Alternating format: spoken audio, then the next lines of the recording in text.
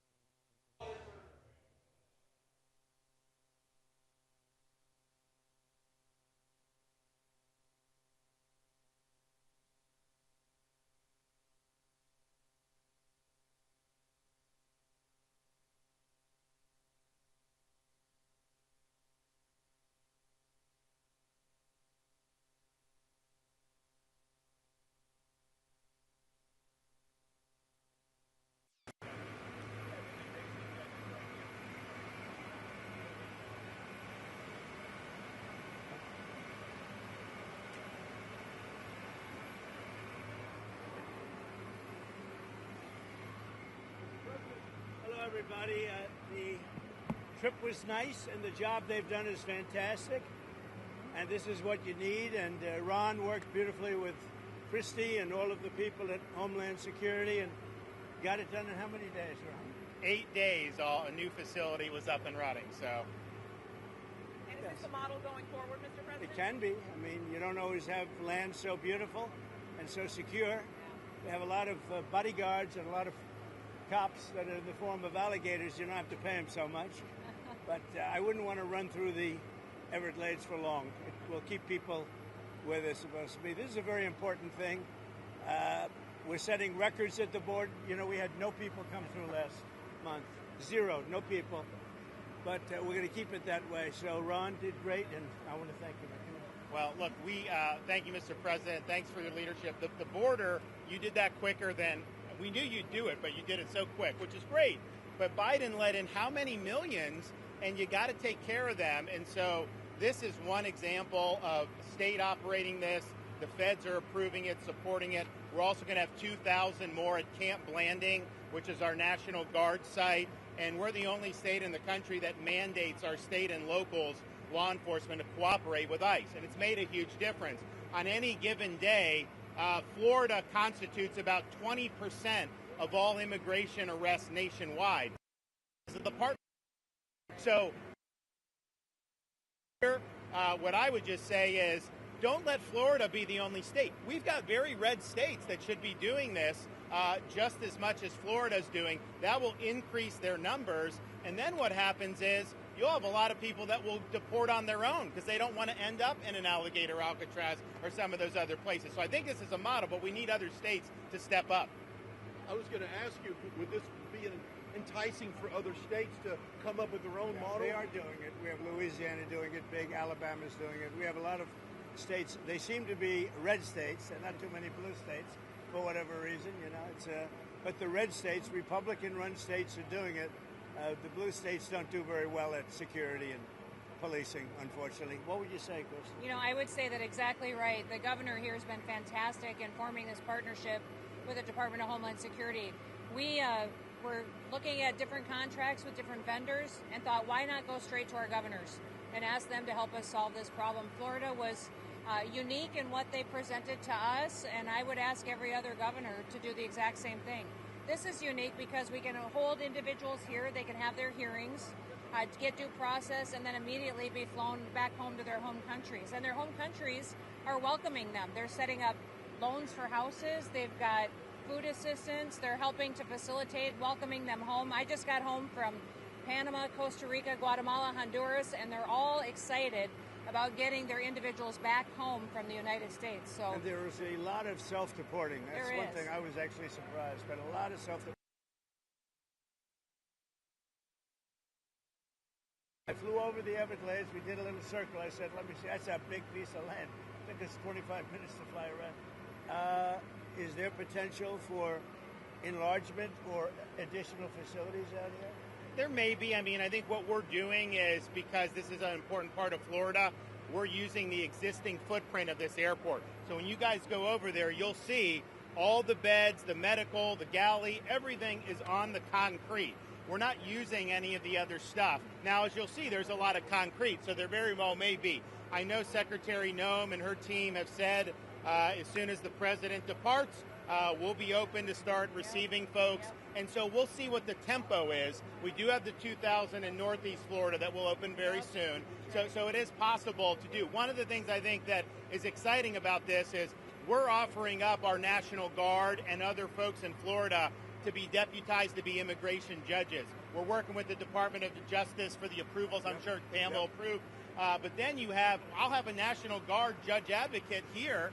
Someone has a notice to appear. Biden would tell them to come back in 3 years and appear. Now you'll be able to appear in like a day or two, so they're not going to be detained, hopefully, for all that long. We'll have people here in this facility that can make, it's a bureaucracy. The president's got to deal with the bureaucracy. Now, that Supreme Court ruling was good because that's going to allow him to be able to exercise Article 2 the way founders intended, but you still have bureaucracy. So we want to cut through that so that we have an efficient operation between Florida and DHS to get the removal of these illegals done.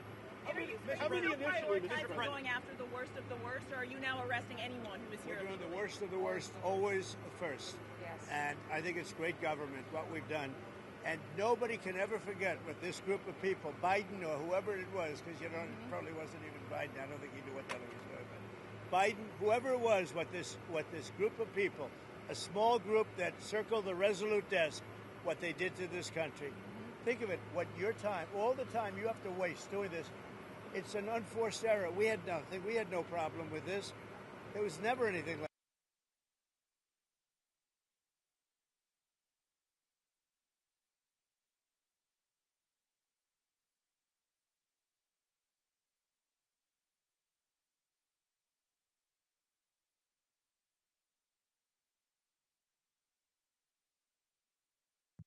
it's like an unforced error, yes. Mr. President, in 2018, you suggested putting alligators in the Rio Grande to prevent crossings in Texas. Is this a dream come true for you, sir?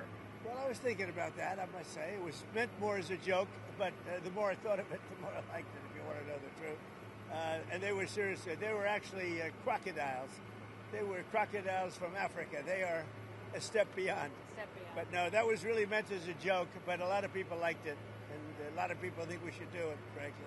The Senate, it appears, is about to vote on I your hear big, we're beautiful doing well, bill. Ron. I hear we're doing well. Are you confident this can get I done don't by know the 4th of confident. July? What does confident mean when you're like when you have one vote and you have 100 people going to vote?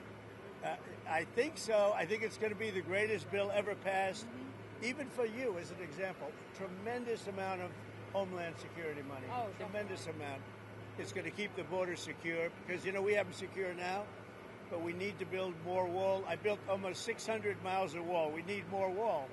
And all of that's covered in this bill. This bill is amazing for everybody.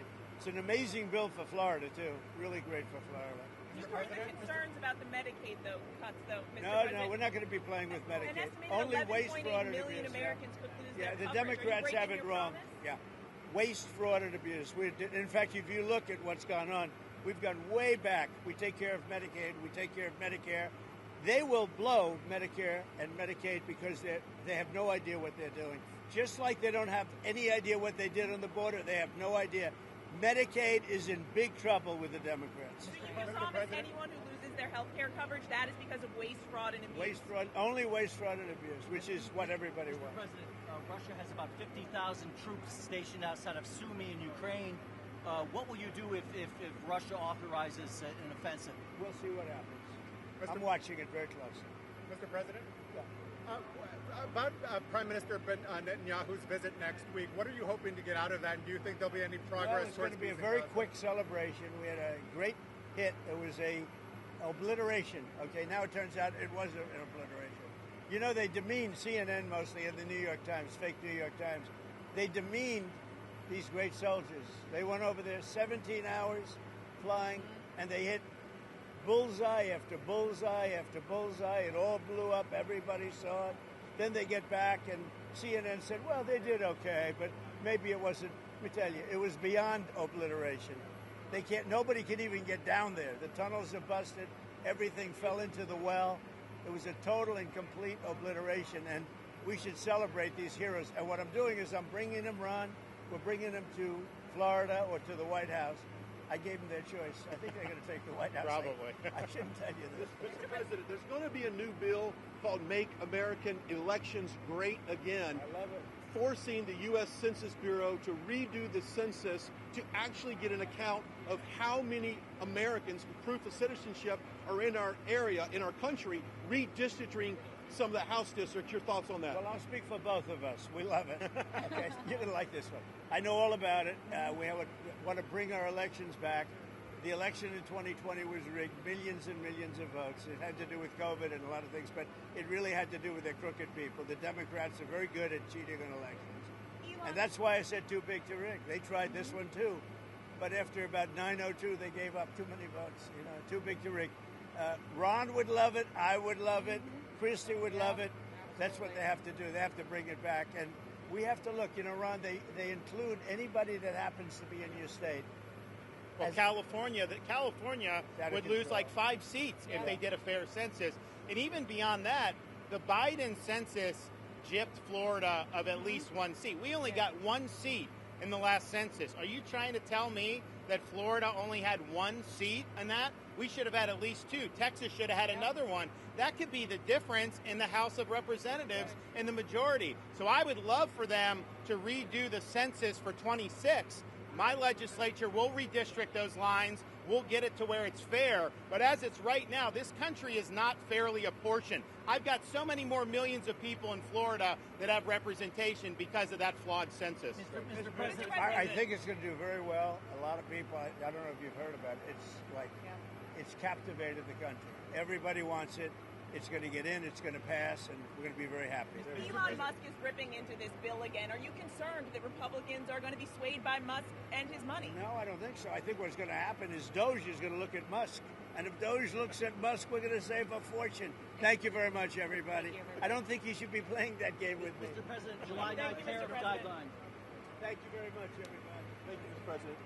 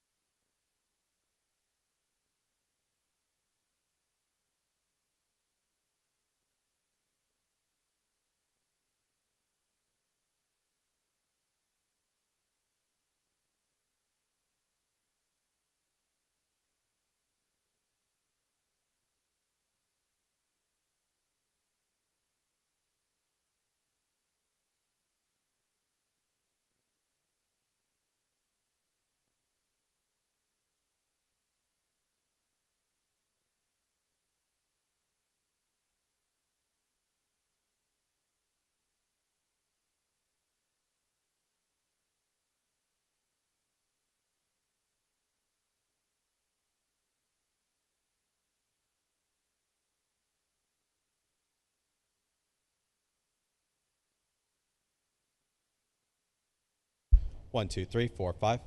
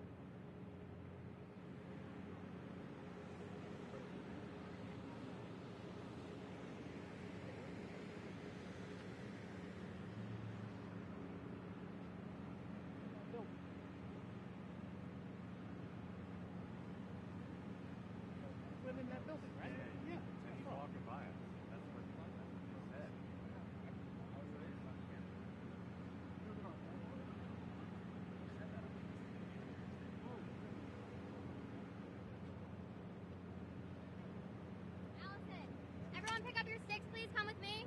All right, guys. I got it.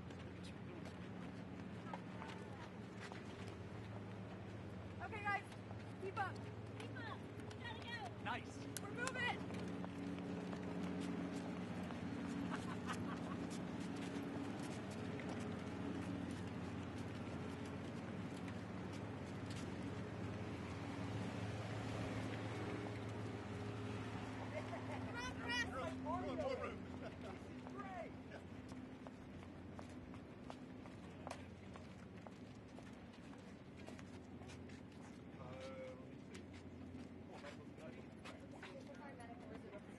Where they will take. We're going in? Yes, this is our medical center. So we're gonna. The president has invited the press to join. Okay. This was on the schedule, right? Yes. Yes, this Are we is able a to do? scheduled stop. Can I do some audio here on that? Or not? Alan, it'll be out. No, medical stop. Stop 2. Oh, like Yes, he has invited the press to join.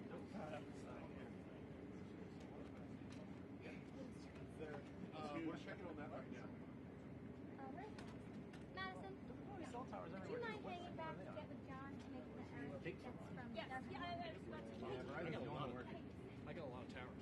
I was just about to drop them too, and do AT&T, and then the president trashed them.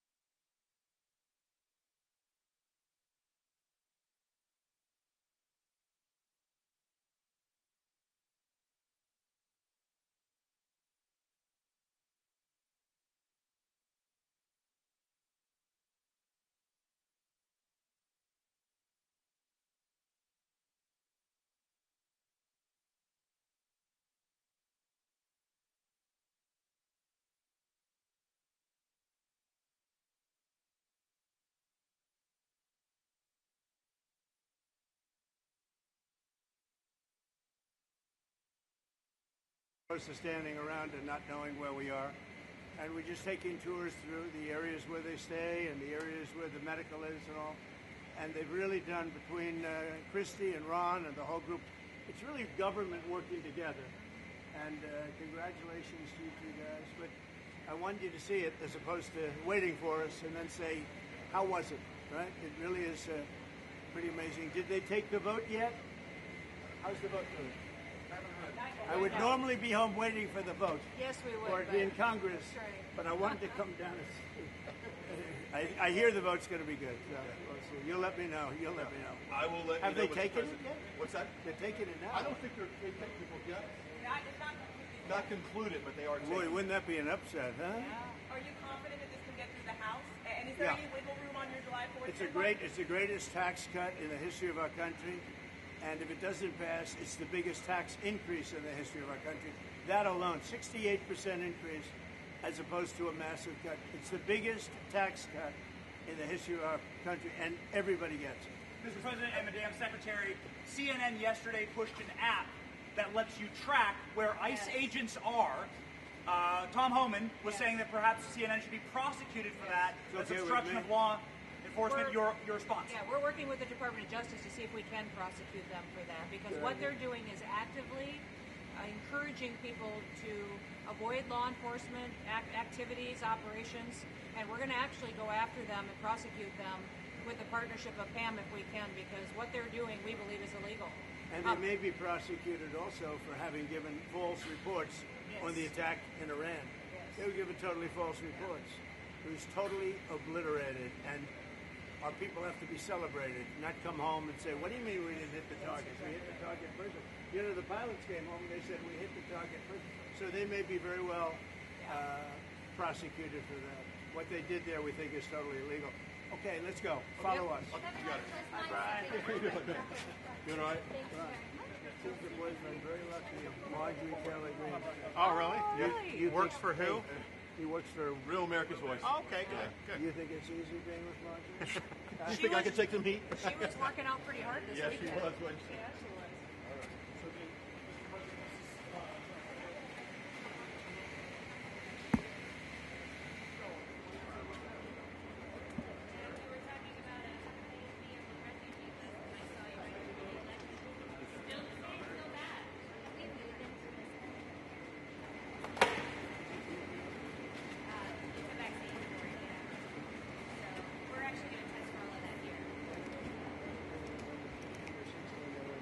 One, though, right? I was Right? I was a little worried when they get my 1-year-old shot, but I didn't know any better. You know, that particular thing with the kids is out of control. Yeah. Now, 1 in 32 versus 1 in 20,000 20 years ago. Yeah, incredible. Autism. So it was one, think of it, 1 in 20,000 20 years ago. Now it's, I heard 1 in 16 in California. Yeah. 1 in 16. Well, that's because they've been. Can you imagine? So there's something. I think Bobby's going to figure it out. So nice to see you. Bob. Thank you for visiting Yeah, us down thanks for here. visiting. This is our team, our pharmacist, and our nurse practitioner, our two operating How are you? They actually did all the work. Nice to meet you. Nice to meet you too. Thank you guys for doing this. Thank you for your partnership. You had how many days to do it? We actually just have 24 hours. 24 hours. Yeah. I was relentless. This is like a monoclonal antibody clinic on steroids. We did the monoclonal in 24. By the time they were doing these, 16 hours later.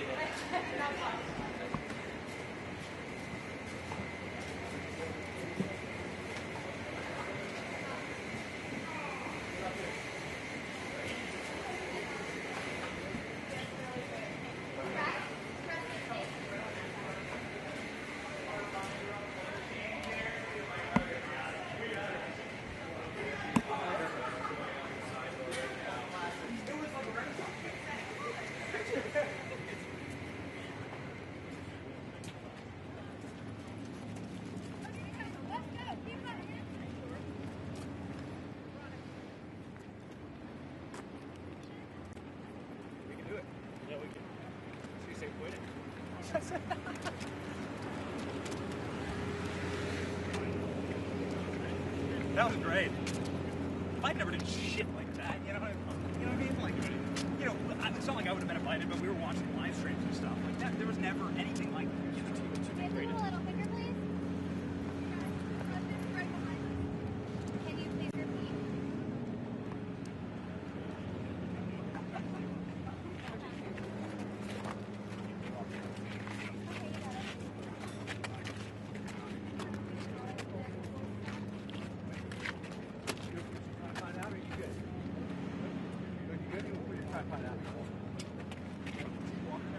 He's walking.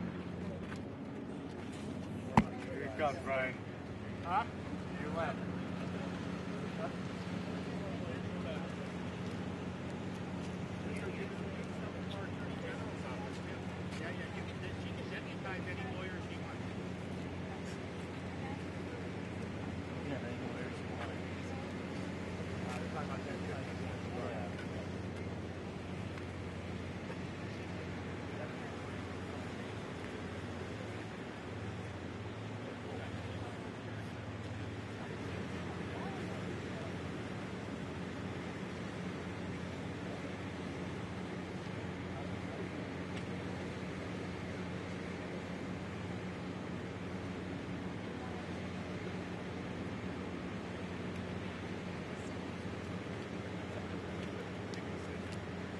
This is some of our staff, Florida University management staff, some of our league here, some of our coaches are going to be working.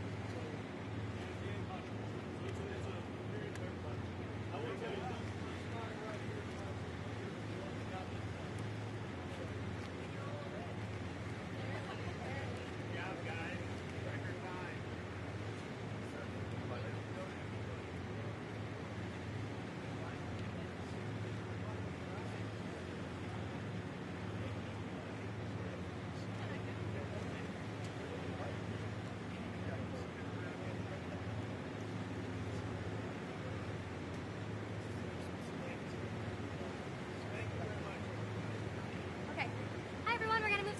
stop right this way.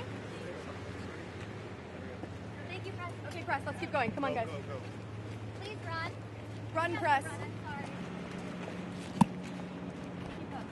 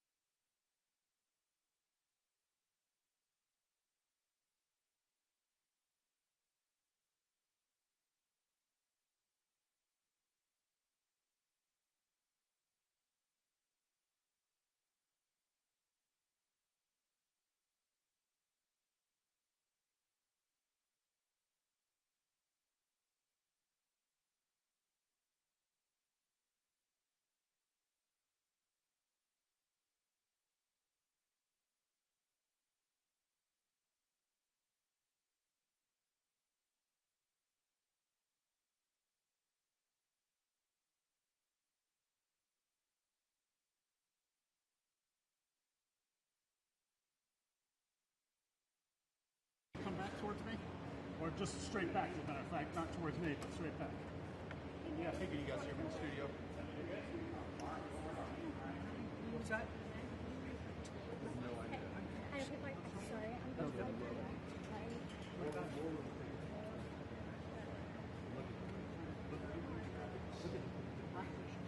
What's he saying? What's up? What's Dan's? Oh,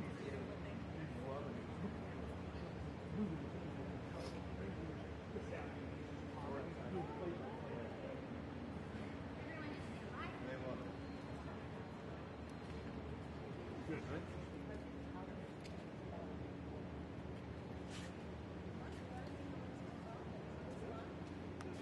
Oh, wow, this is the actual ball.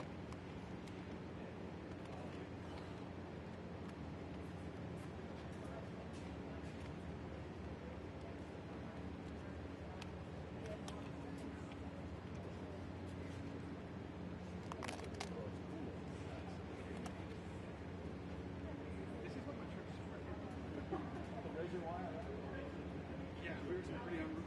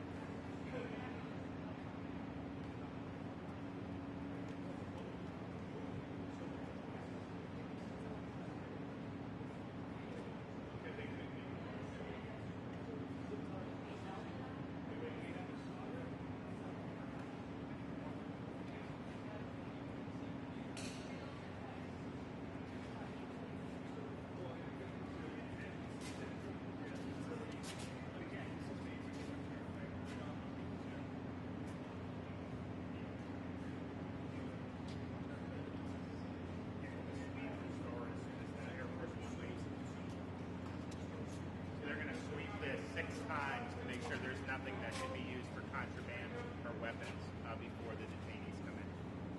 See what I mean? It's an amazing job. They've all done a great job. Proud of them. Mr. President, Mr. Governor, what's your message to Governor Gavin Newsom inside of this facility? Well, the first thing you should do is come here and learn something, because they don't do this. They don't know. They wouldn't know where to begin, and if they did it would cost them 100 times more. So I would say he should call the governor and Christie, and I'm sure you'd give him because his state is a disaster, and he doesn't do this. Well, they have the original Alcatraz, so you guys could approve him being able to set one of these up over there. I'm sure the secretary would be happy to do that and provide. My sense is he's probably not going to bite on that, but I don't know that they'd be able to come in at cost because they tried to do this high-speed rail. They spent like $150 billion, no tracks. We've got a privately funded rail in Florida from Miami to Orlando. It costs the taxpayers zero, and it's very successful. So it's just a much different approach between states. We're not going to let him get anywhere near Alcatraz. It'll cost 100 times more than they thought. Now, he ought to come here and study this because he could learn a lot. Yes? The first person checking into the room, sir. Tomorrow. Hopefully tomorrow, within the next 24 hours. They have the doctors, they have all the professionals. There's going to be a security sweep because there have been civilians here, so they will sweep this multiple times to make sure there's nothing can be used as weapons or any contraband. And then once that's cleared, then they'll do. So it's really up to Secretary. I know's got people in the queue, and so they'll be ready to receive. I think our viewers at home should note that this is air-conditioned facility. Yes, so if any of the news claims are keeping them out in the hot, humid South Florida, that is wrong. It's probably 62 degrees here. To be honest. Or 72. Hey, Biden wanted me in here. Okay, he wanted me. It didn't work out that way, but he wanted me in here. What's your expectation what this will do for the speed and force of deportations? A lot of things, and they're both telling me that these people come in here, they want to go home. And they want to go home, so we immediately send them home, where it's appropriate. Now, if somebody's a real killer, we don't send them anywhere. We put them in a maximum security.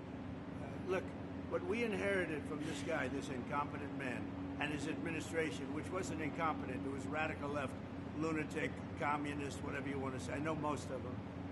What we inherited should never, ever be forgotten. What they've made us do. This is all because of an open border policy where 25 million people flowed in. From all over the world, from prisons, from all over the world they flowed in. For no reason whatsoever. We had, when I left, we had a very powerful border. We had no problem.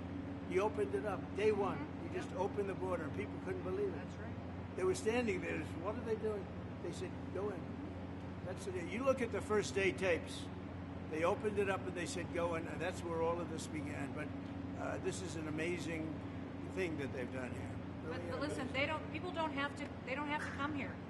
If they self-deport and go home, they can come back legally. We will let them come back legally. And there is a lot of self-deportation. Yes. But if you wait and we bring you to this facility, you don't ever get to come back to America. You don't get the chance to come back and be an American again and work here. So they weren't with us when the President and the Secretary Kevin and I, we went through the intake. So right when you do the intake, they have the information about voluntary departure. They have the ability. Obviously, you guys are funding that because it's a lot cheaper to do it that way. So even if they get brought to the front doorstep here, they still have an opportunity to just go back voluntarily, and then this way they're not. Let's say they get in here like, hey, I want to stay here. I want to go back. We can put them on a plane that day and take them home. We'll buy their plane ticket, go home, and then they get the chance to come back legally. If they wait and say we're not going to do that, they can come back legally after a period. Mr. President, you talked recently about the idea of finding some way to get farm workforce and service sector workforce. And I think you've discussed somehow a program of people leaving on a sponsorship and coming right back.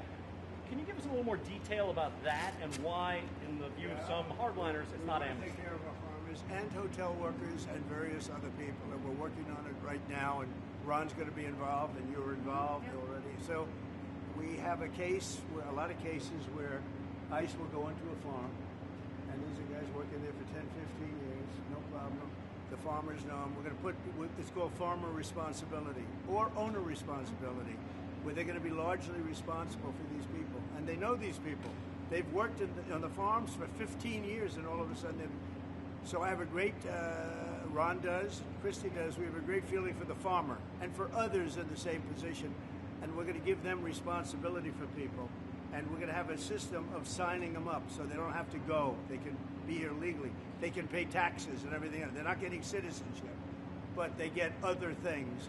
And the farmers need them to do the work. Without those people, you're not going to be able to run your farm. Mr. President, you and the governor tangled pretty hard in the 2024 election. Yet you stand here now. Yet you stand here now as partners on this effort. How would you describe the relationship, and what future does Governor DeSantis have? I think it's a 10. Maybe 9-9, because there might be a couple of little wounds. So maybe it's 9-9. I think we have a 10. We get along great. Well, the thing about it is, I endorsed him immediately in January 2024. I raised one of his PACs millions and millions of dollars, and obviously we saved him a lot of money in Florida because Florida was a deep red state. He didn't even have to do a rally in Florida, whereas 2016 and 20, this was like ground zero. And so we've been, really happy to do that. And then we've worked very well on this and other issues with Florida. And you can call him at any time, and he wants to be helpful for governors. I mean, I can tell you that. We did Hurricane Helene last year. You didn't hear from the president at the time then. But with President Trump, we know immediately. You just make the phone call. Yeah, a follow-up question. I'm sorry. Like another thing you inherited. How firm are you going to be with Netanyahu about ending the war in Gaza? Very firm. But he wants it too. I will say he's coming here next week. He wants to end it too. We had a tremendous success with Iran. They won't have me. Somebody said, "When are you going to sign?" I said, "Sign? They are so bombed out." Did you see the report issued this morning? The place was decimated. It'll be years before anybody even gets down there. So that's not a priority, but we'll have a report and we'll have whatever we want. We'll get whatever we want from Iran. And I think, and I hope they want to have a good country. They have massive sanctions right now, biting sanctions. It's going to be very hard for them to do anything with those sanctions. And I look forward to maybe there'll be a time when we get along with them and they can rebuild their country. Is there a point where you tell Netanyahu, like, you gotta end this now, you gotta strike a deal? Well, he wants to. I can tell you he wants to, and I think we'll have it.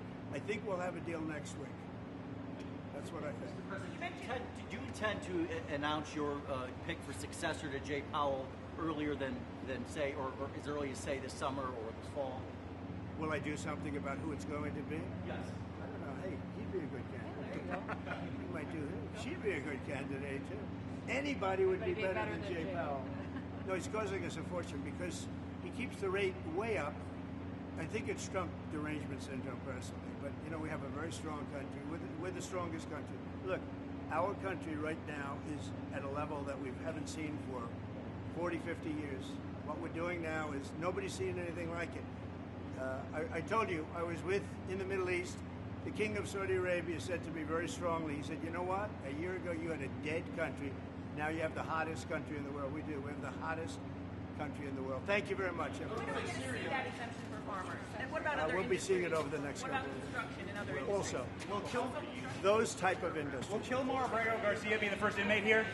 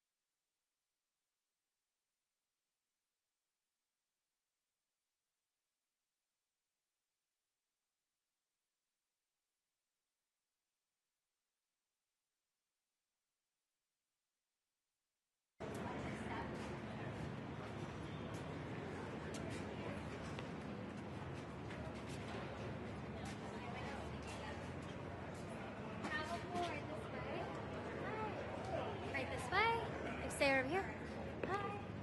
Hi. We have a seat for you in the last row right here. Ryan. Come right over here, Evan, and we'll put you in the buffer. Madison, please put the travel pool in their seats. Okay, where's our pool camera? Stills, right here. Stills over here. Brian, just watch behind you. Press, right can sit right here. Pool's right here.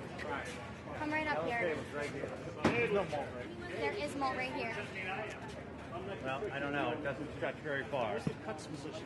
It's going to be right here, and I have a table for you. Is that going to make it over here? Madison, take the stills to the buffer. Yeah.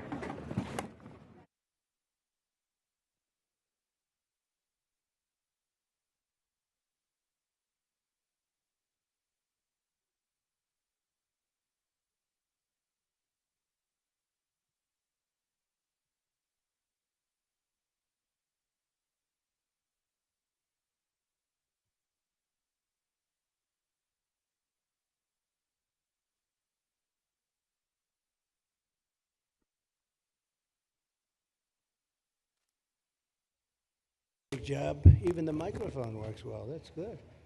Wow. Well, I'd like to just thank everybody for the incredible job they've done. I love the state. As you know, Ron and I have had a really great relationship for a long time. We had a little off period for a couple of days, but it didn't last long. It didn't last long, and a lot of respect for each other.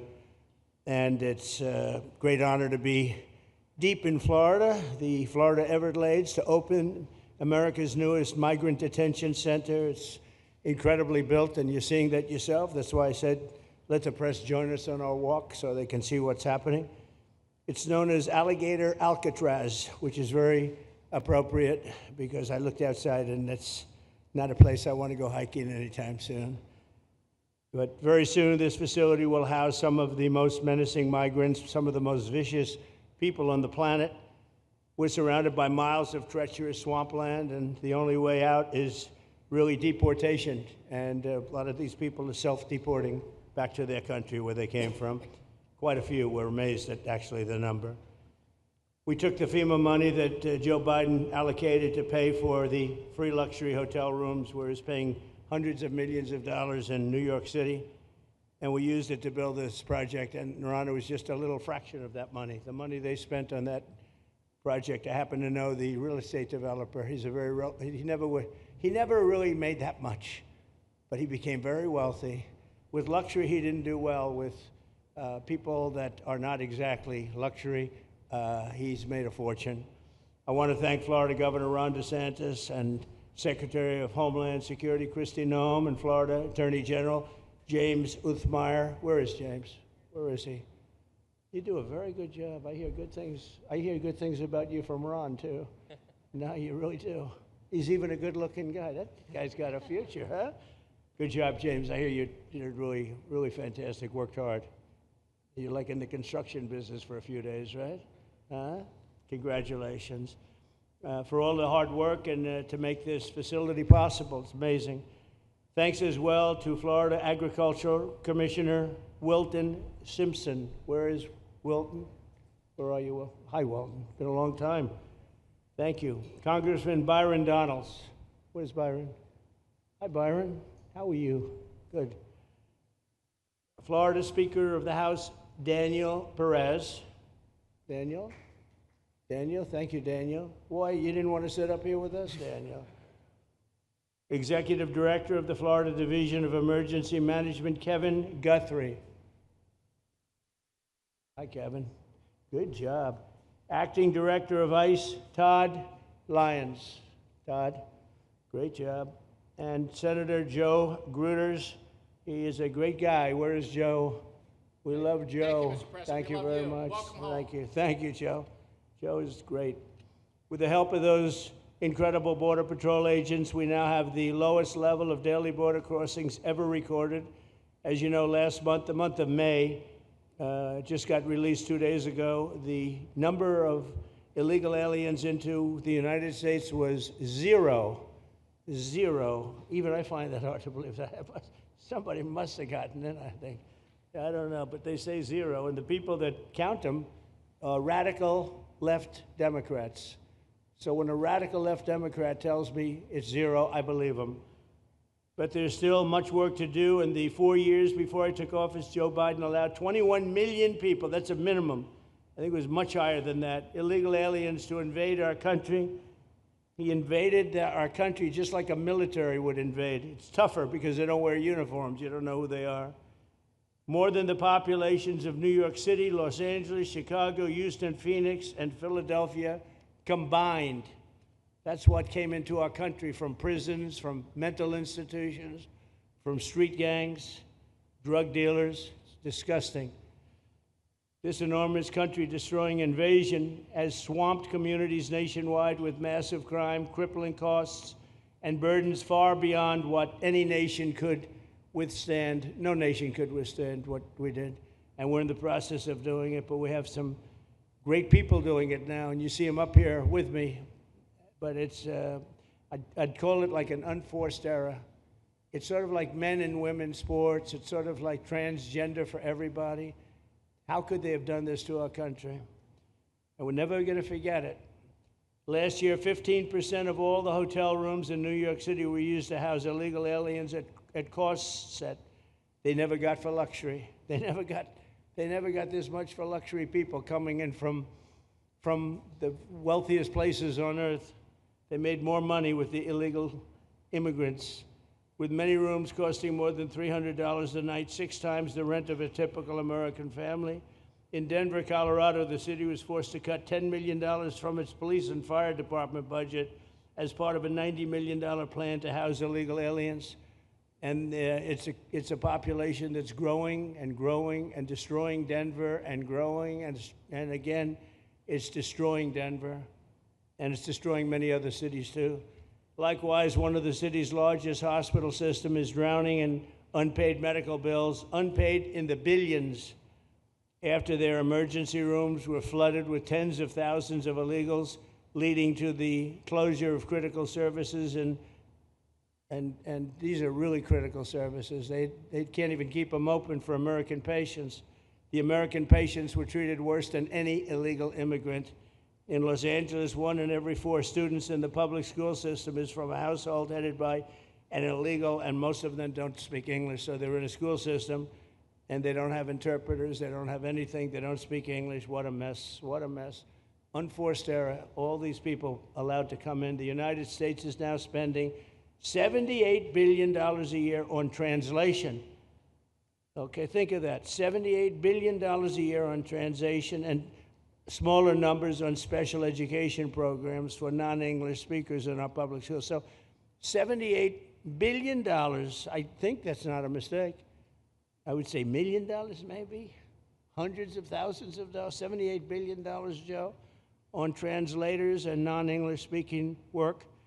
Federal government, the Justice Department, it's more than twice the cost of maintaining the United States Justice Department, what we're spending on translation and other things to help. In total, the average illegal alien costs American taxpayers an estimated $70,000. That's each, $70,000. I think that number is even low. If you care about balancing the budget, the single most impactful step we can take is to fully reverse the Biden migration invasion. One of the worst invasions we've ever had. We've never had an invasion like this. We've had invasions, but we've taken care of them. We've never had an invasion like this, and it's with us. And we have some very bad people out there looking to do big harm. That's why the One Big Beautiful Bill includes funding for 3,000 new Border Patrol officers and 10,000 new ICE agents. And I've gotten to know the Border Patrol and ICE very well. Unlike Kamala, she was the border czar, but she never saw the border. She never made one phone call. She was some border czar. She would have been some president.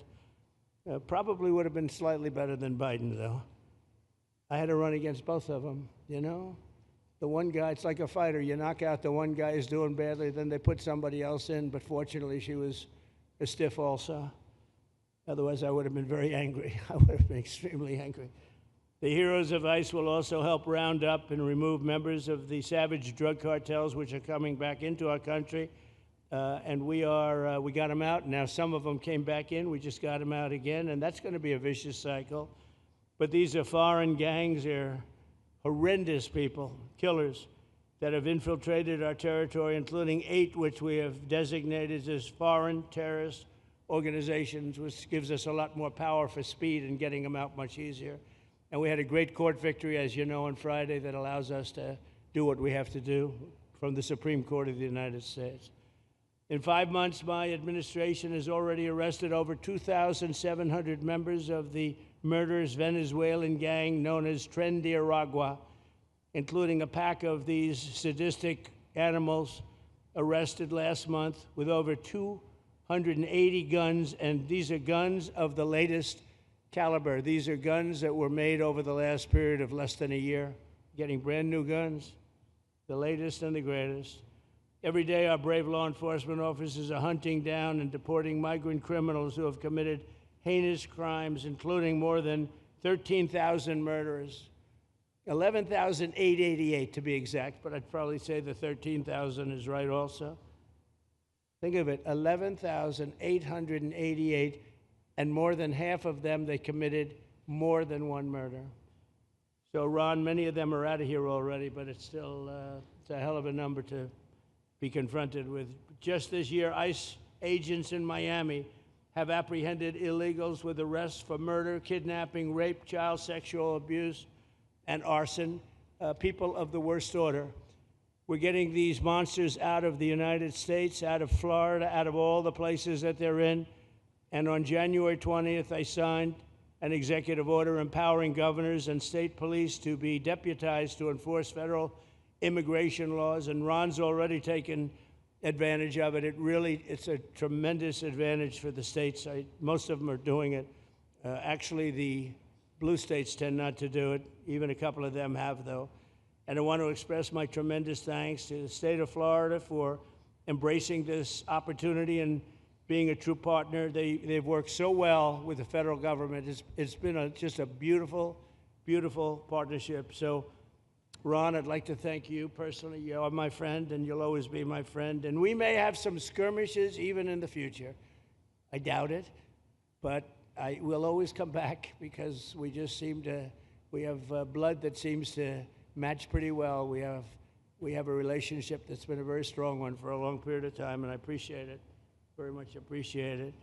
And also, Secretary Noem, I'd like to have you say a few words. You have been unbelievable, the job you've done. You and our favorite person, Tom Homan, have done, and your whole staff, because it's a lot of people, and Tom acknowledges it all the time. He respects you so much. He respects the staff that you both built. And you're really doing one of the great jobs. And it was great that you could work with Ron in Florida so well. Built such a great facility. So please say a few words. Thank you very much. I don't know if this will work.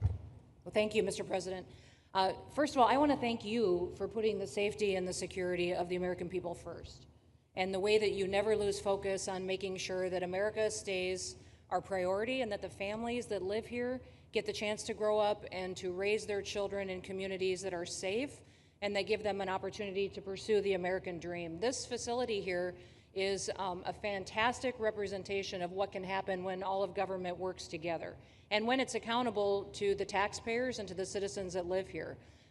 The President signed an executive order that allowed us to build partnerships with states and with local law enforcement officers, which is exactly how things should function in this country. More power, more authority given to people locally so that they can take control of their own destiny. And so we have already been working under the 287G program to deputize law enforcement officers, whether they be state highway patrol, local sheriff's departments in all of our states, and allow them to go out with our ICE officers, our border patrol officers, and make sure that we're getting the worst of the worst off of the streets.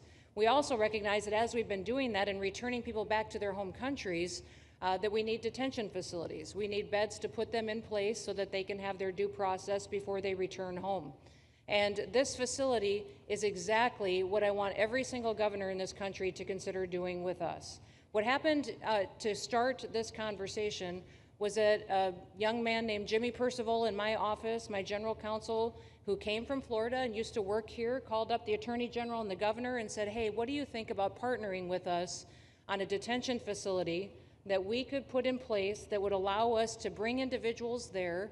There's an airstrip close by. You guys volunteered the assets that you have and the connections that you have and worked with Kevin extensively so that we could come here, have their due process given, and return them home to their countries. And in 8 days, this facility has been stood up. And I want everybody to recognize that detention facilities that ICE adheres to is a higher standard than is required at state levels, at local Department of Corrections facilities, sheriff's offices. This is a state-of-the-art facility, air-conditioned, isolated though for security purposes, which is very helpful.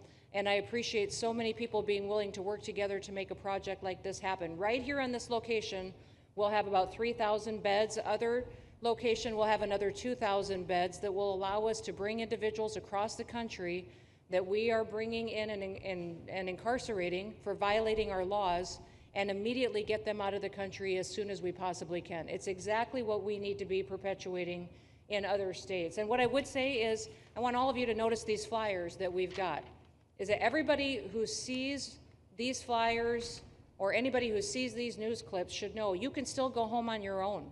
You can self-deport. If you go on the CBP Home app and go home now, you will get the chance to come back to the United States legally. You will get the chance to come back and do it the right way. If you don't, you may end up here. And you may end up here and being processed, deported out of this country, and never get the chance to come back. That is the consequences of breaking the law in the United States of America. Listen, our job is to uphold the law. This is a country of laws. We have a border now, and because we have a president that cares and recognizes that we need to be a nation of borders and a nation that upholds the law. If you break the law, there's consequences. We will deport you, and you will never get to be a United States citizen. You'll never even get to come back here and work and to pursue the American dream. But if you decide you want to go home now, go home, and we'll help facilitate it. We'll buy your plane ticket. We'll get you there. In fact, I just got back from Panama, Costa Rica, Guatemala, Honduras. Those countries are excited to get their citizens home. They're setting up programs to loan them money to buy houses when they get there, help them with food assistance, get their children educated, scholarships. They want their citizens that are living here in the United States illegally to come home and to be a part of their economy and help their countries grow. So this is a win-win for everyone, and I just want to end, Mr. President, by thanking our law enforcement officers, by thanking our ICE officers and our Border Patrol officers for what they do every day. They are out on the streets, and violence against them has increased over 500% since Trump has gone back into the White House because he's upholding the law and because a bunch of liberals, socialists, and Marxists are out there lying about what President Trump is doing. President Trump is upholding freedom by what he is doing. The freedom to live safely in this country and to do things legally and to have justice. And because those liberals, and I'm calling out you, CNN, I'm calling you out because you lie every single day about what these operations are. We are going after murderers and rapists and traffickers and drug dealers and getting them off the streets and getting them out of this country because Joe Biden let the worst of the worst come in here. The other day I was talking to some marshals that have been partnering with ICE. They said that they had detained a cannibal and put him on a plane to take him home, and while they had him in his seat, he started to eat himself, and they had to get him off and get him medical attention. These are the kind of deranged individuals that are on our streets in America that we're trying to target and get out of our country because they are so deranged they don't belong here. And they shouldn't be walking the streets with our children, and they shouldn't be living in the communities with our families who just want to grow up, go to job, raise their children to grow up and get a job and to live the American dream. So thank you to all of our law enforcement officers, those in our military that have been helping, our National Guard. Thank you to Governor DeSantis for stepping up and being an example to other governors. I hope my phone rings off the hook from governors calling and saying, how can we do what Florida just did? How can we do exactly what they did? Because we need this big, beautiful bill. We absolutely have to have this big, beautiful bill that has the funding so that we can continue this operation and we can get those bad criminals off of our streets and have the officers to do it so that when they go out on an operation, somebody's got their back. Somebody's got their back, they can do it safely, and they can go home to their families at night too. So this bill needs to pass through Congress so we have the resources at the Department of Homeland Security to make sure that our homeland truly is secure. And Mr. President, thank you for Stephen Miller. I just want to thank you for him. This guy calls me night and day and tells me all of his wise advice and wisdom, but he's a rock star because he loves this country and he's passionate about making sure that nobody is prioritized over an American citizen. We love everybody. We do. We love everybody. Not everybody. But, well, a lot of people. But Not we shouldn't be putting people illegally above citizens. We should be making sure that we do things right, and that's what America has always stood for, and we're an example to the rest of the world because we do it right. So, Mr. President, you surround yourself with great people, and I think that's because everybody wants to work for the greatest president that the United States has ever had, and that's President Donald J. Trump. Thank Thank you you, very much, sir. Christy. That's Thank so you for nice. your Thank you. Thank you very much. And I have to say that, you know, when Christie's name was put before me by Tom Homan, by the way, because I wanted him for the border, and somehow I thought that was going to be good in that sort. But he didn't want the upper job, and I said, who do you recommend? Christy Noem. I said, oh, are you kidding? She's great, but she's such a fine, elegant person. He said, sir, she's tough as hell. I said, are you sure? You are tough as hell, I tell you, and you do it in a very nice way, but you are, if you ever saw her ride a horse, she rides a horse like she should be in the rodeo. She's like an unbelievable horse person, and you've done a fantastic job, and Steve Miller would even agree to that, and he likes nobody, by the way. I don't think he likes anybody. And another one we like is Ron. And Ron, would you say a few words, please? Sure. Well, thank you, Mr. President. Welcome back to Florida, and I think this is the first time you've been back since the events of a couple weeks. So just let me say, as somebody that was serving on active duty in Iraq back in the day, we witnessed the number of our troops that were killed or wounded by the Iranians. We know that they're a militant Islamic regime that was hell-bent on getting nuclear weapons, and under Joe Biden, they were about to get nuclear weapons. And because of your strong actions, those dreams and those ambitions have been reduced to rubble. And I thank you. I know a lot of veterans thank you, and people in Florida really thank you for stepping up and really making a strong, tough, but strong decision. I think we're much safer as a result of that. Now, on the immigration, I think President Trump's election represented the chance for us to finally solve this illegal immigration and border problem once and for all. I knew he was going to do the border, although he did it very quickly and very thoroughly. I think that no one can say that that's been anything but a spectacular success. But then we have the issue of Biden let in how many millions of people? And you had millions that had been in over decades previous to that. You can't have a country if you don't have respect for the rule of law. You can't have a country if foreigners get to decide who comes in. No, we, the American people, make that decision, who's allowed or not allowed to come into our country. We've seen Europe be overrun by open borders, so we're not going to let that happen here. So when President got elected, I knew that the states had an important role to play in facilitating this really, really historic mission. We're the only state in America, Florida, that requires full cooperation with ICE from all state and local law enforcement entities. And what is the net result of that? We have these agreements for these 287G task force with sheriff's departments, police departments, state agencies, and it's really instrumental in rounding up a lot of really bad people who shouldn't be here. If you look at the number of those full-blown 287G agreements that have been executed around the country, the state of Florida counts for 60% of those. If you look at the number of immigration arrests of illegal aliens on any given day, the arrests happening in Florida constitute between 15 and 20%. Nationwide. So we're all in on this because we understand how important it is to our citizens.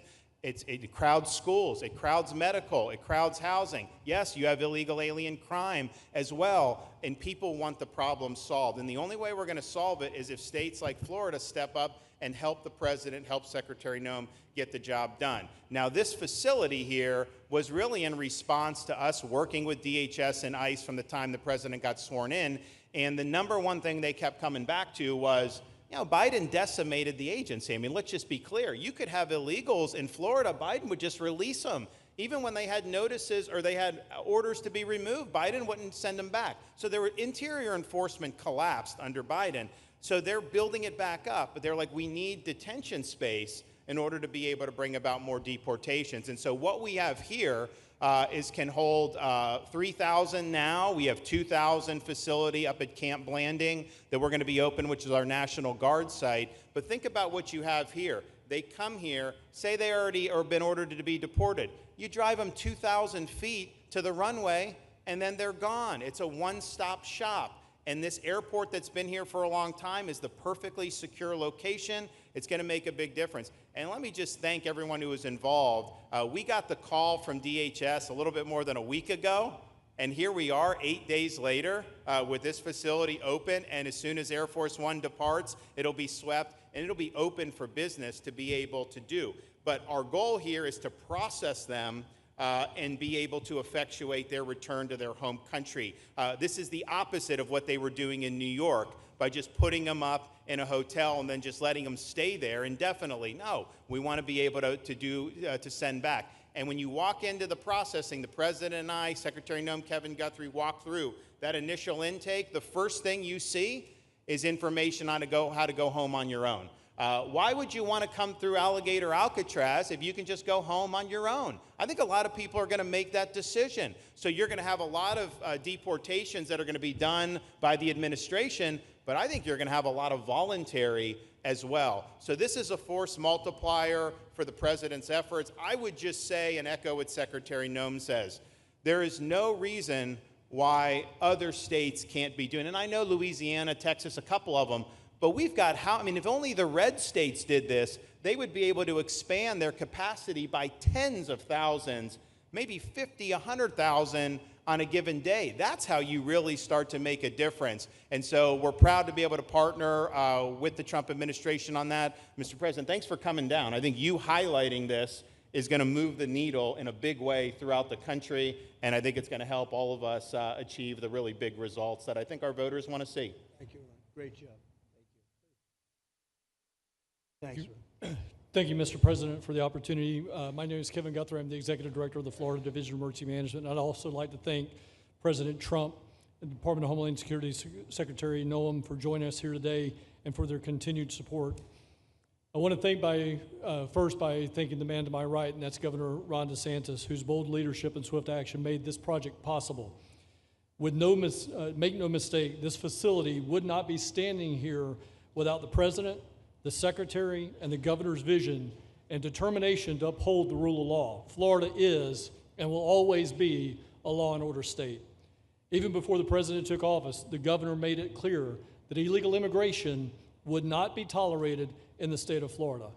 When the President and the Secretary asked Florida to help, the Governor empowered our state and private partners to work collaboratively and deliver real results on a rapid timeline. The Florida Division of Emergency Management is best known for leading the nation in hurricane response and other natural disasters. We understand how to act fast without bureaucracy in the face of any emergency. Our teams built roads in 8 hours, bridges in 3 days, base camps in 72 hours, and full causeways in 2 weeks. Getting things done quickly, efficiently, and correctly is at the core of our mission. We simply just want to be the best at what we do in the nation. When the Governor called me, and we answered, and we were proud to bring our logistical expertise to the table. We know how to set up base camps for guardsmen, first responders, linemen, volunteers, and other aid sources, and distribute that in a matter of days before a storm. We're able to translate this knowledge to what we did here at Alligator Alcatraz. Florida has put the best teams together who check their individual logos and egos at the door to get this done. Not just for you, Governor, but Mr. President, for you as well. There are over 13 different vendors that came together to get this solved in 8 days. Truly a whole of private sector partnership to get that done. Behind you on these boards, in only 8 days, we have built a fully compliant detention facility with a detainee capacity of up to 3,000 people, with room for additional capacity if you asked us to do so. The detention facility includes over 158,000 square feet of housing and is a fully aluminum frame structure rated for winds of 110 miles an hour or a high-end Category 2 for those people that don't think that we're taking that into consideration. This is Florida, by the way. Power supply is fully redundant with backup generators in place. We've put a staff village here on site with a capacity of 1,000. Our services are hot meal 3 times a day, 24/7 medical facility, pharmacy, air conditioning, access to indoor and outdoor rec yards, legal and clergy support services, laundry. Our security element is over 200 security cameras throughout the facility, more than 28,000 feet of barbed wire, 400 plus security personnel to include 200 men and women, soldiers and airmen underneath Major General John Haas's command as the Adjutant General of Florida. And it's all surrounded, as you pointed out, Mr. President, by 10 miles of beautiful Florida Everglades.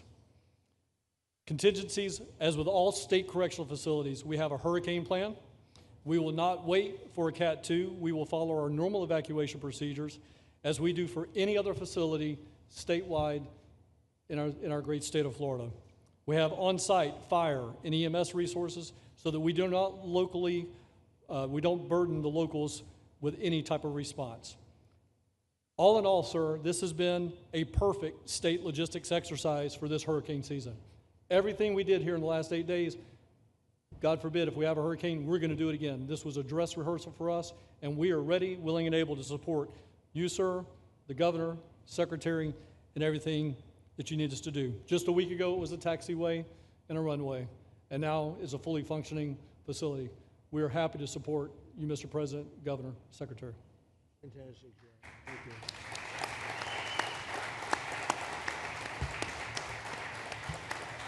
Byron, please.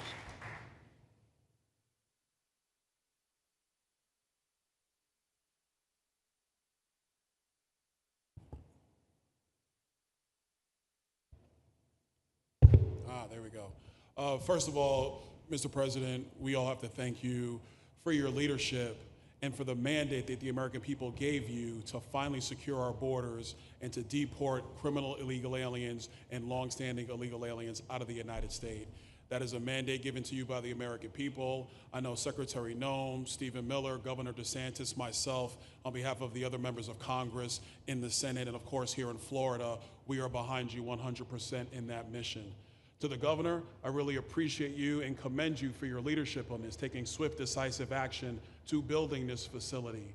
One of the things that has occurred because of the work you did earlier this year with the legislature is that our sheriffs are out there every single day. They are arresting these criminal aliens in our streets, and they're seeing some backlog in their jails. So this facility primarily goes to address some of that backlog and then to help us fulfill the mission that the president has led us to. So Governor, thank you for your leadership and thank you for your decisive action on this. It really does mean a lot to all the people of Florida, of course the people of the 19th Congressional District.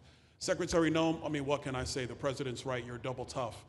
So we appreciate all your leadership. You and Tom Homan have been doing a great job. And I'm actually going back to DC after this because we have to vote on one big, beautiful bill in the House. We have to get that to the president's desk so we can get you the resources that you need to fulfill the mission that the American people have asked us to do. I totally agree with what Mr. Guthrie has said. This is a logistical marvel when something like this occurs. We've seen Florida Department of Emergency Management answer the bell time and time again. The governor has said we need to accomplish this, and DEM gets that job done. And we had a side conversation about, I know there were some concerns. People were like, well, what happens if a hurricane comes? What happens if this happens? And I looked at Kevin Guthrie and I said, you already have a plan, don't you? And he goes, of course we have a plan. You know that we do. This is what Florida does, Mr. President, and so I want to commend you for your leadership and your vision on this. Governor, thank you for all that you've done with your vision and determination. Secretary Noem, we're going to get the bill done so you get the resources you need. See you, sir. Thank you very much. Oh, thank you. Wow. Thank you. You know, I'm waiting, listening to these wonderful words, and they are music to my ears, but I was also wondering how we're doing, because I know this is prime time. It shows that I care about you, because I'm here, and I probably should be there, but we do care. Thank you very much. James, please. We're all happy now, James. Yeah. Well, I can speak on behalf of all of our sheriffs, state law enforcement, our police chiefs. We are going to continue to make arrests, our pedals to the metal, as many as we can. We want to fill this place up. The governor and Kevin have shown they can build bridges in 3 days, so why not some detention facilities? Hopefully there's more to come. And you really kind of were the inspiration for this. We like the idea of reopening the original Alcatraz. I don't know if that can happen or not, but we thought, hey, we've got our own natural Alcatraz in the middle of the Everglades.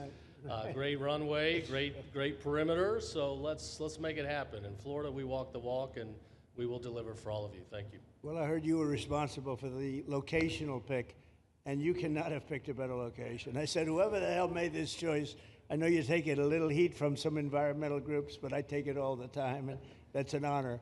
But I heard you were very responsible for that choice, and that was a big choice. Thank you very much. Great job, James. Thank you. You want to finish over here, and then we'll go over here. We'll go back and celebrate the big, beautiful bill that you just got passed. You sure that's right, Brian? Yeah, all right. Wow, good. He's doing a good job. Right. Wow. Mr. President, first of all, I just want to say how grateful we are that you're back here in your home state of Florida. You've been doing an amazing job, not only at our border, but around the world, keeping this country safe and Americans. We are grateful for your leadership. God had a plan for us, and it was Donald Trump. So thank you for that. As a member of the Immigration Board and as the Commissioner of Agriculture of this state, I've been happy to help lead with the governor and the rest of the cabinet on this issue. We're very proud Secretary Noem's here today and others to represent not only the United States in our efforts to make this commitment to keep our citizens safe, but we're going to continue in Florida to remove the barriers to have your vision come true of a safe United States. We're going to get these illegal criminals out of this state, and we really appreciate you and your leadership in this effort. So thank you for being here Thank you today. very much. You're doing a great job, too. Thank you. Thank you, Mr. President. Joe Gruters, State Senator. I'm a member of your Homeland Security Advisory Council, your Vice Chairman. Thank you for that appointment. And thank you for coming back to Florida and everything that you do. Every single day you are delivering on the promises that you promised to us at all of the events you've done throughout the years, but specifically this last campaign. You deserve all the credit for everything, and you are surrounding yourself with incredible people like Secretary Noem, Stephen Miller. And just like your big, beautiful bill here in Florida, there was a lot of commotion about our immigration bill. And we had 3 B's in that: beds, badges, and bad guys. And this goes right along with our beds and the resources. And I give the governor, Ron DeSantis, a lot of credit for stepping up and making sure that we all work together, because at the end of the day, even if sometimes there are skirmishes, as a result of the back and forth, we ended up with a better bill, and we all win. And what we're doing here in Florida hopefully will happen all across the country. You've done, your leadership is amazing. Keep up the great work, and just know that Florida loves President Donald J. Trump. Thank you very much, Joe. Appreciate it for a long time. Appreciate it. By the way, Okeechobee is something that we did together also, and that was a lot of money spent. I hope it was well spent. I know we did a Rolls-Royce job, but it's a lot of money that we spent out there together. And how is it going? You can delegate that to us, because we move faster than the Army Corps. Good. So we will finish that reservoir. Good. If you delegate it to us, I'll get it done and much quicker. Oh, I would do that. Yeah. I'll tell you, let me ask myself permission. Permission granted. Go ahead, get the thing, get it complete. You want to do that? All right, we're gonna go talk to ahead, the Army do it. Corps Yeah. then after this. Good. You can move faster, actually. Please. Thank you. Oh. No, sir, just first on behalf of the men and women of ICE, we just want to thank you for allowing us to do our job again. You know, your vision and under Secretary Noem's leadership, this is what the American people want. And I hope that you see great results of what we're doing out there every day of getting the worst of the worst out of our communities. Because of you and Secretary Noem, I have the privilege to lead one of the most premier and the finest law enforcement agencies that we do have in the United States. And the men and women of HSI and ERO Miami do incredible work like you highlighted. And with the governor in the state of Florida, the partnership in Florida has been amazing. The 287G program is only going to help us to identify all those known gotaways and get the worst of the worst out of the neighborhoods. And through our Homeland Security Task Force, we are going to make America safe again. So thank you very much to both you and the Secretary. Thank you, Todd. Great job. Really great job you're doing. Thank you. Please. Good morning, Mr. President. Thank you so much for coming. Again, as Garrett Ripp, I'm the Field Office Director for ICRO here for the Miami Field Office. Incredible collaborative work we've been doing together, working with the state, working with our local partners. And again, just the 287G is going to open up that aperture and allow us to get those bad hombres off the street and get them into this facility. And we're looking forward to it. And again, just appreciate all your support. Thank you. Always thank you. You've always been so great. Thank you very much. Please. Good afternoon, Mr. President. On behalf of Air Marine Operations, my name is Andres Blanco. I'm the Executive Director for Southeast Region. AMO continues to execute and support your executive orders. Air Marine Operations brings a unique capability both in the air and the maritime domains. And in partnership with our Border Patrol, OFO officers, and ERO, we continue to conduct effective operations both interior, along the border, and along the maritime approaches. Thank you very much. Good job. Good afternoon, Mr. President. Jose Figueroa. I am the acting special agent in charge for Homeland Security Investigations here in South Florida, and our office covers from Key West to Fort Pierce. Tremendous collaboration here with the state and our federal partners. HSI is conducting criminal investigations into TDA, MS-13s that are involved in human smuggling, sex trafficking of minors, and we will continue that effort with your support. Governor DeSantis, thank you very much for this facility. Looking forward to continue the great work. Thank you. Thank you very much. Steve, would you like to say something? Our star. Thank you, Mr. President. I just want to say on a personal note, getting to watch what you've done over the last 5 months to deliver on a 50-year hope and dream of the American people to secure the border.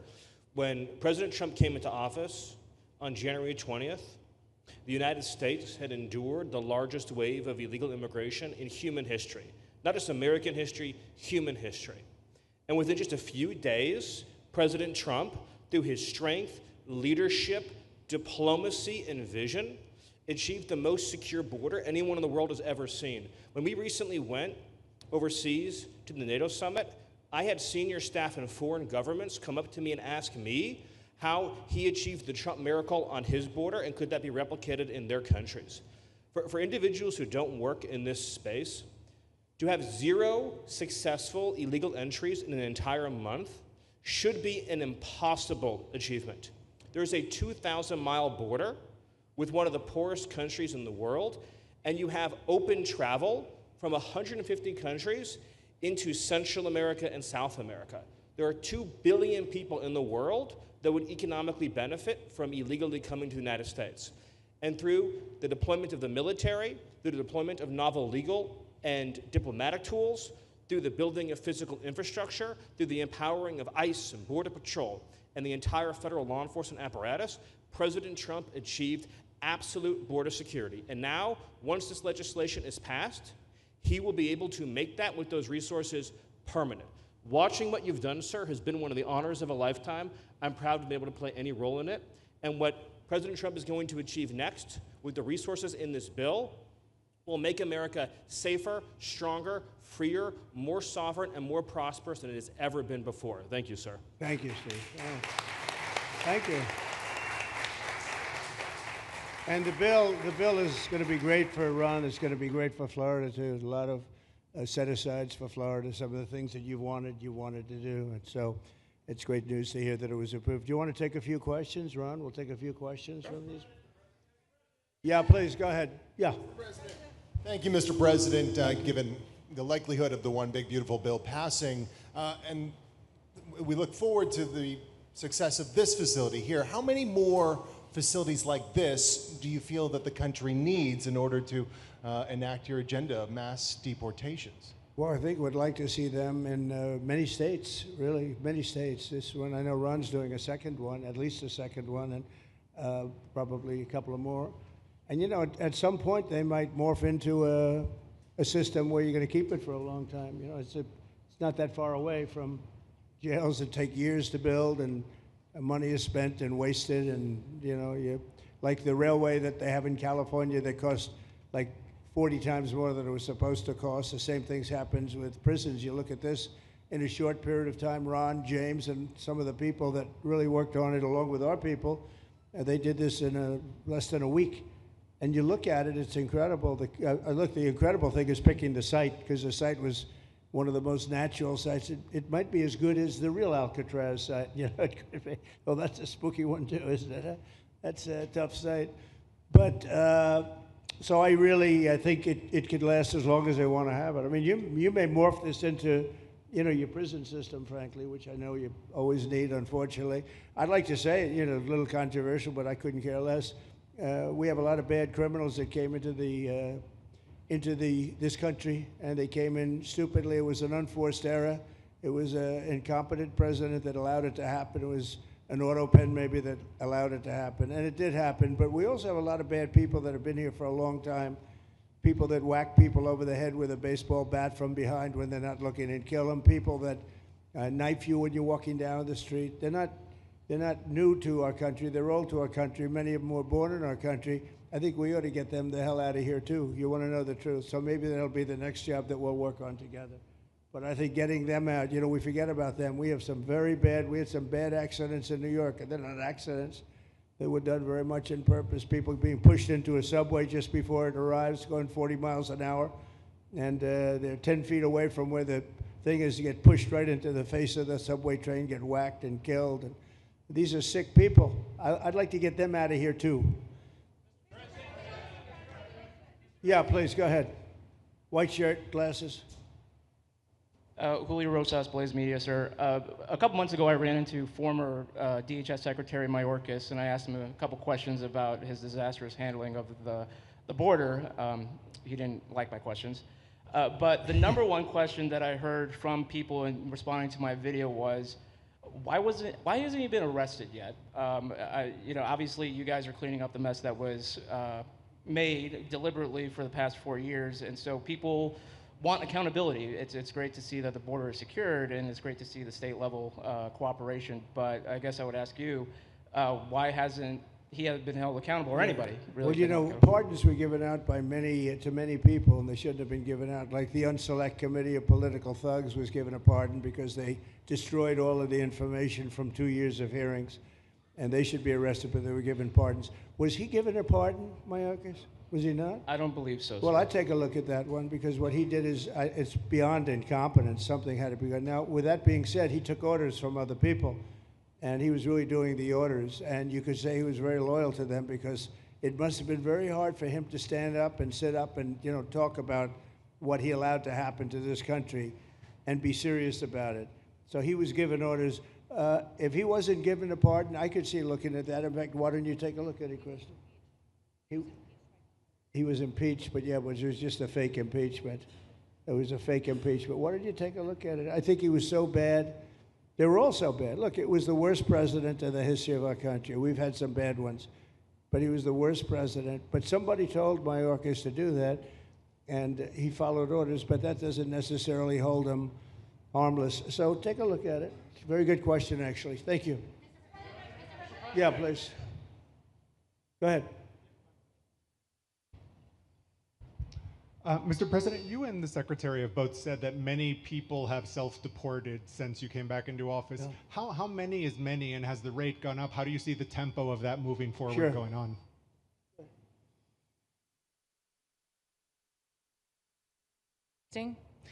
We have had several 100,000, but also we have many that have self-deported, not even using the CBP Home app. When I have gone to these other countries to negotiate security agreements and information sharing on criminals, who's coming and going into their countries, they report that hundreds of thousands have come home that weren't on our radar, that they are coming home on their own and self-deporting because they want the chance to be able to go back to America someday. So we believe it's over 1 million, possibly more than that. I'm asking all of those countries for their information on what they have of individuals that may have returned home, that they have taking advantage of their programs to help them become a part of their civilization again too. So we know it's over 1 million, but we have to, I'm getting more information, and that number will grow.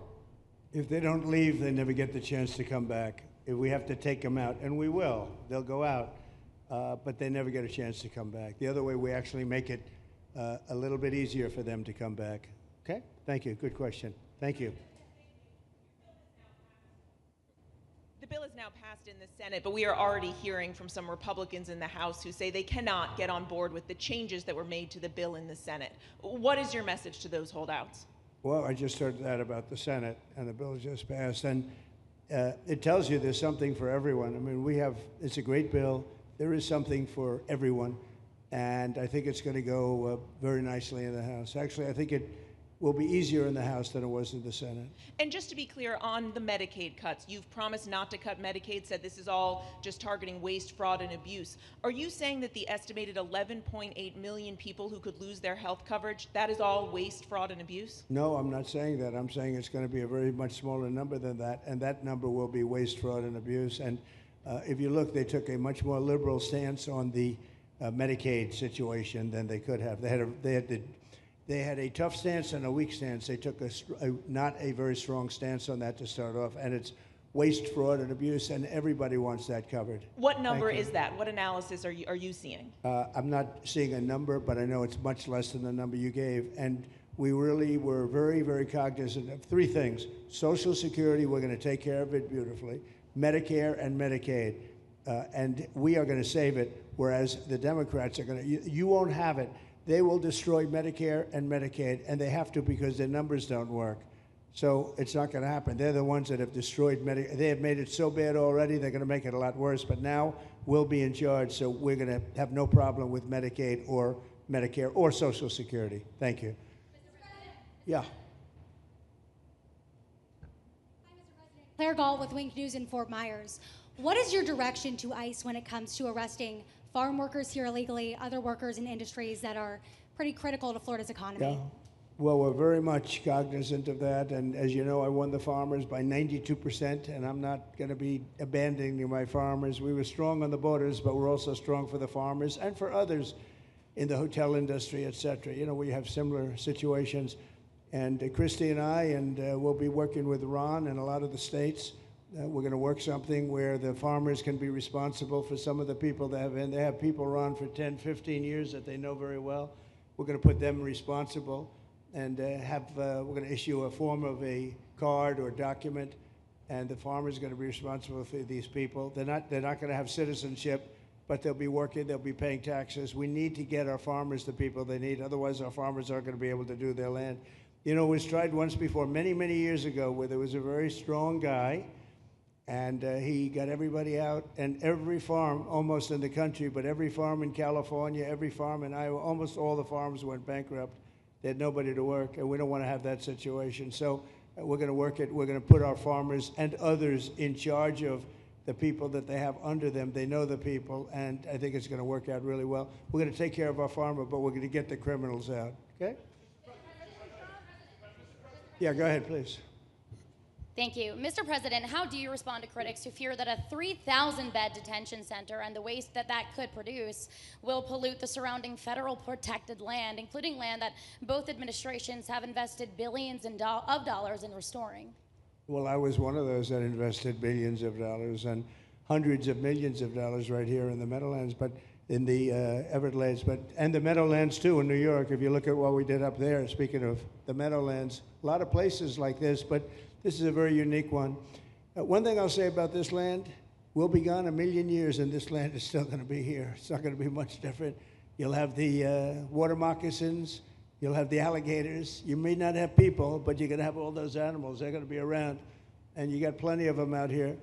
I think it was a brilliant choice, and I think almost anybody in his or her right mind would say this was a brilliant choice. I give the governor a lot of credit for using this piece of land. And in addition to that, it's on top of something that was already developed. It's an airport. You know, you have the runways, you have so it's already been developed. So it's not like you're dropping dirt right into the thing. There was zero movement of that. That was done many years ago because the airport's very old, but it was an abandoned railroad, an abandoned airport. And frankly, it's like perfect. And you can do expansion on this site substantially without doing anything. So the people, I heard them complaining about the Everglades. There's no, I don't think you've done anything to the Everglades. I think you're just enhancing it. This was already here. How long has the airport been here? Decades. Many decades, yeah. And they have, Kevin, all these guys, have a waste plan, like the wastewater gets trucked out, potable water gets, literally, they have, even our DOT has put things up in case there's any seepage, which we don't. So you are literally doing this on concrete that's already here. So I don't think those are valid and even good faith criticisms, because it's not going to impact the Everglades at all. President's been a champion, we've been a champion, really changed the game in Florida on it. I think it's just people don't want to see illegal immigrants deported, and that's their ideology, and they have a right to that. But illegal immigration's unpopular, so they know that they're going to have less effect trying to do it. So they're going to try, oh, well, no, it's just about the Everglades. But really, I think a lot of those people, they just don't want to see illegals deported. Because if you actually hear everyone's here, you obviously know there's zero land that's being disturbed. Well, when we talk about popularity, though, I will say I ran on the issue of illegals, and we have to get them out. And I won 82% on that issue. So I think that they may not like certain aspects of it, but ultimately they do not want them in their country. And if this is a part of a use, but I think from an environmental standpoint, it's incredible. In fact, when we landed that very big, heavy plane today, they came out and checked it fairly. I think they want the president to be able to land on a piece of concrete that's not going to go 6 feet underground. And they checked it. They came back and they said, this thing is really solid. So it's been there a long time. It's going to be here a long time, and it was a great choice of a site. Thank you. Yes, please. Brian, go ahead. Yes, sir. The people of Syria were recently seen on the streets waving American flags, chanting Trump, Trump, Trump. They're so appreciative of the economic sanctions that was lifted on that country, giving them a little bit of hope for prosperity. You want to comment on that? Well, they're great people, and the man that is leading them has a reputation. He was the head of some pretty tough organizations, and a lot of people criticized me for that. I said, well, what are we going to do, take him out of a day school, a country day school? It's going to be, by nature, I would think, Ron, they'll be pretty tough, and he is pretty tough, but I think I met him, spent a lot of time with him, good guy. I took off the sanctions because if I didn't do that, they wouldn't have had a chance. And Syria has a chance. The people are great. They work hard. They're very smart. It used to be a place of professionals, accountants and lawyers and doctors and high academic credentials in that part of the world.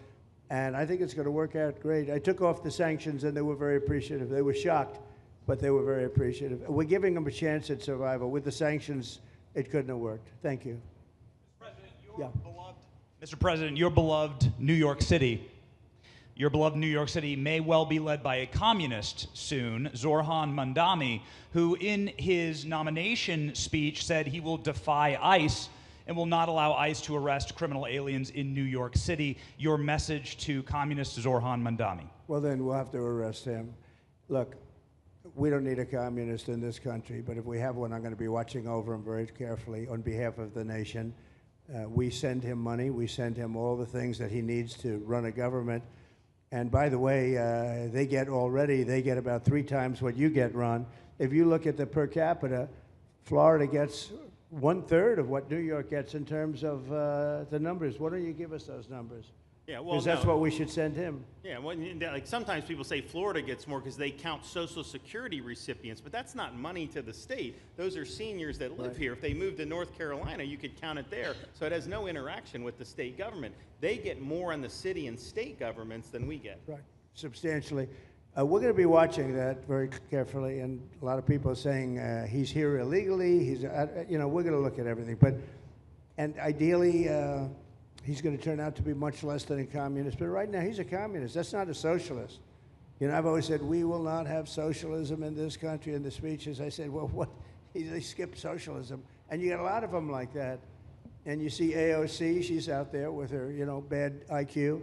She's out there ranting and raving about how wonderful he is. And look, so far he's winning. He still has a race to win, but so far he's winning, and he has an advantage as a Democrat in New York City.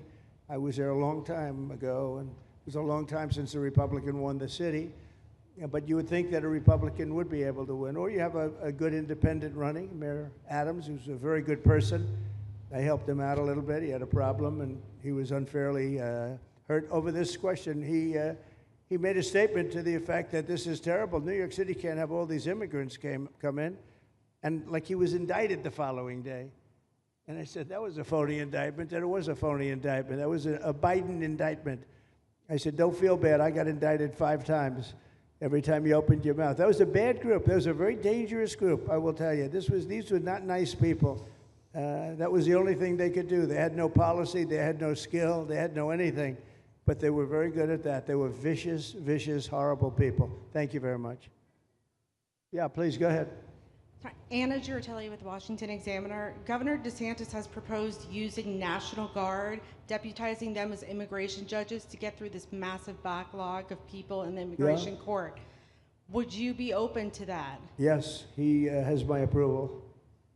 Okay. That wasn't too hard to get, was it, front? He didn't even have to ask me, James. You didn't even need James to ask me. He has my approval, okay? Good. I also like what he's doing in Okeechobee. He has my approval for that, too. I don't know how we work that out, but we'll work it out. We'll follow up. Go ahead. Please. President Trump, Jake Stofan with Action News Jax from up in Jacksonville. There's some talk about a facility similar to this up in Camp Blanding. Has that been approved by DHS? If not, what's the timeline? When could we see ground break on that? Well, I'll ask Ron or James to talk about it. Do you want to mention it, James? The overarching plan, I think the secretary has said she supports the whole plan, so you guys are going to keep going. Yeah. So, Mr. President, just specifically, the response for proposals is out for that today. It closes, I can't even remember what day of the week it is, but it closes on Wednesday at 5 o'clock. Then we will do notice to proceed. So I would say right after our wonderful Independence Day, we will be starting construction there at that facility. You're going to have another big runway there, too. That's great. Wow. Well, I love these runways. It's very convenient, I must say. Having a runway is a nice thing. Today, you don't get runways approved. I will tell you, it's tough to get a runway. Although in the age of Trump, you get them approved fast. You know, we're approving massive electrical bins, what they call them bins, but big electrical facilities for all of the factories and the AI that's coming in. They're going to build their own electric. They're going to be really. They're going to be made into electrical providers. They're going to have a lot left over. They'll put it into the grid. I think, well, they're going to end up doing so much. They'll put it into the grid. Won't even cost anything from their standpoint. But so we have a lot of that happening. We get approvals fast. So, but I was just saying, runways are hard to get, but we'll get them now. But in the past, I would say over the past 30, 40 years, when you can get a runway, that was considered gold. Okay, please, go ahead. Go ahead. Sure.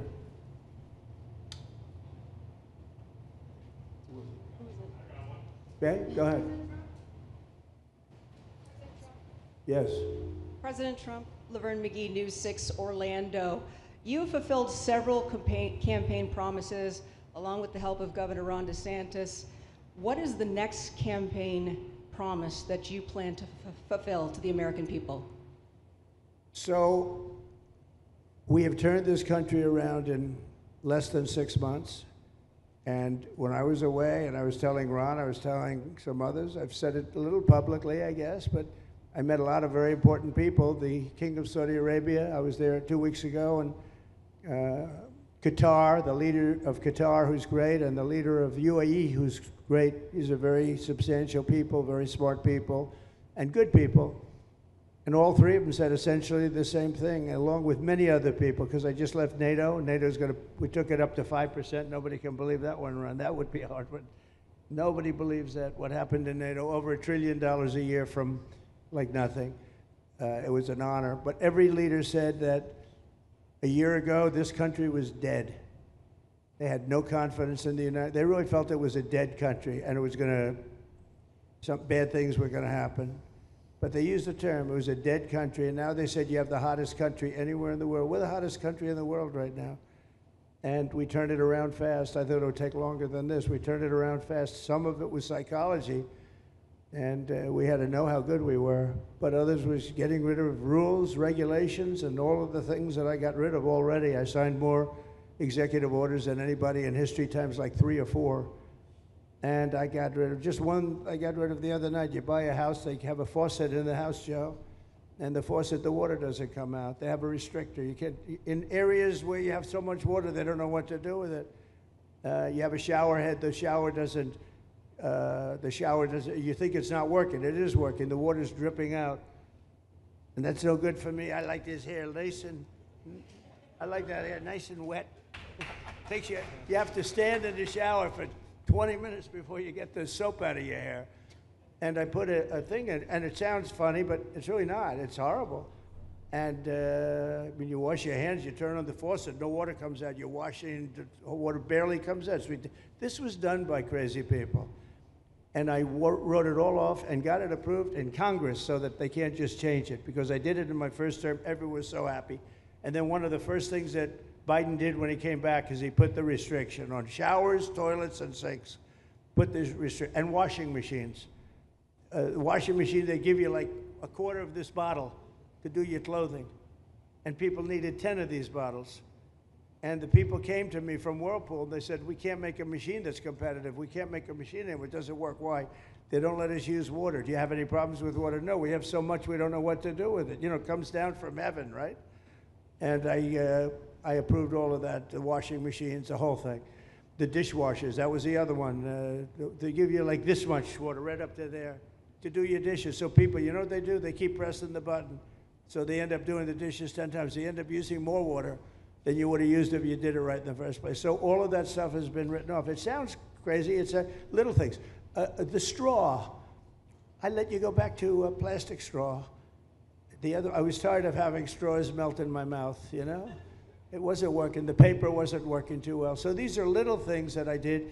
Then we have the big things. We have the biggest things, and that has to do with some of the subjects we're talking now. I think the things we're talking about now are the biggest, because if you don't have borders in this country, borders and good elections, and we're working on that next. There's some bills coming in that's going to make sure that you're a citizen, that people aren't counted in the voting when, you know, they were here and they're here as illegals and they're criminals in many cases, and they give them a count, and you end up with extra congressmen. We're going to work on that. We're going to straighten that out next. That's going to be easy compared to what we were doing. But we did the big things too. But little things like that, a straw, little things like a washing machine with no water. People go out, they spend all their money on a washing machine. The damn thing doesn't work. You can't use the water. Then you go to your sink, and that doesn't work either. You're stuck. You know what you do? You have dirty plates the next day. That's it.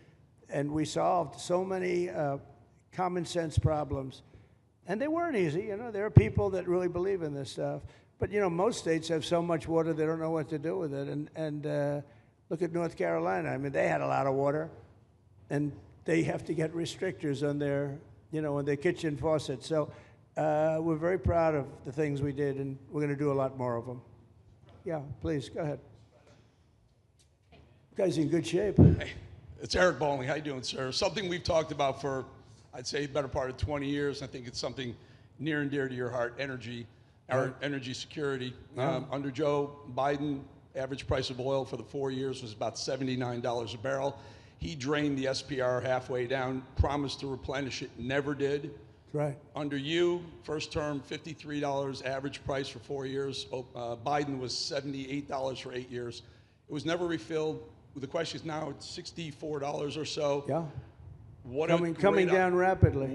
Coming down, and what a great opportunity to fix another one of Joe Biden's problems, one of the things he broke in America, giving us the energy security of an emergency SPR, Sure. fill it to, maybe even go beyond and fill it to 1 billion barrels this time at a much cheaper price. Thoughts on the energy sector? So it holds 77 million barrels, and we had it up to the top, if you remember. And I was proud of that, and I made a deal to buy it at the lowest price of oil. It was a good deal, good instinct. And we filled it up, and when he came in, he started using it to keep oil prices down because he blew our energy policy out. Energy and his bad spending is what caused inflation. So now we have no inflation. Gasoline just hit $1.99 today in 5 states. $1.99, isn't that a nice sound? It was up to $4, and going up to 5, 6, and 7. In California, it was $7.70. But we just hit in five states, $1.99, $1.98. And it's coming down to that level, so that'll be a big thing. And one of the reasons the prices and costs are going down when you go to the supermarket, because I said I was going to get costs down. We're getting the cost down. Food is coming down. When I came out, my first week, if you remember, I had a lunatic reporter screaming at me saying, eggs are going through the roof. What are you going to do about eggs? I said, I just got here. I didn't know anything about eggs. I had to call you.